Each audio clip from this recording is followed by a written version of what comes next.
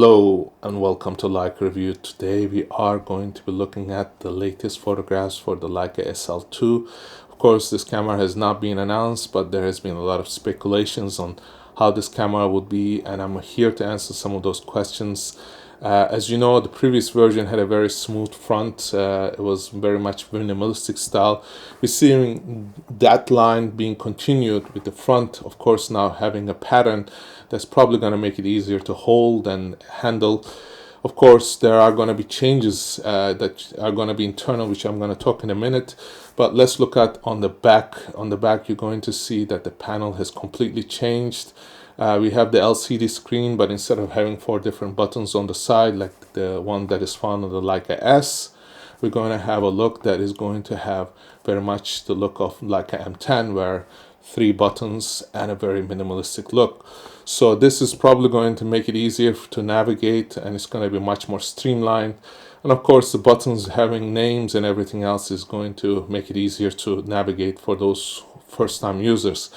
Of course, what is very, very important is the internal changes, and what we're going to see is that internally we have a 46-47 megapixel sensor, which means that the performance is going to almost double in terms of megapixels.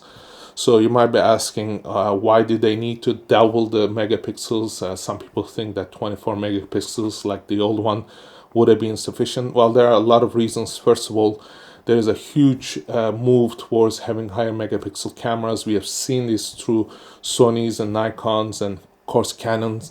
And now what we are seeing is the APS-C type of sensor cameras having 30 megapixels. So we having a 24 megapixels probably was a little outdated. So now we're having 47, which is going to make the users very happy, because for professional reasons you can get better results, higher quality images, more details, and you're going to be able to crop and change the format of the image much more readily, and that means you can deliver better products to your customers and clients if you're doing it professionally.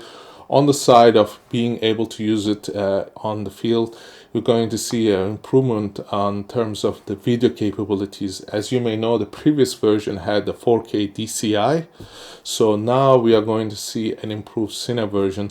And of course, this is not verified totally, because again, Leica likes to keep things secret, but we know that it is going to give us better resolution, better detail, and of course more flexibility in terms of editing. And hopefully this will make this camera more readily usable for those who have to deliver video and photography at the same time, and that's what the market has been demanding. What is beautiful is the fact that the look of Leica SL2 is going to be very much in line with the look of the Leica M and the Leica M11, which will be announced soon, probably in the first part of the 2020. We're going to see this integration of looks that is going to make the Leica stand out as a minimalistic camera.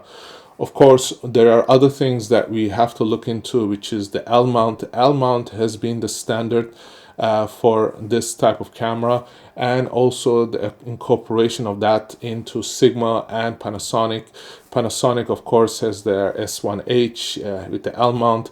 We're seeing the Sigma coming out with their FP camera, which is also going to have L mount, and we're seeing a whole bunch of lenses that are being available from Sigma, and it's going to make a lot of changes for Leica, because it's going to broaden the potential to use different types of lenses to get incredible results.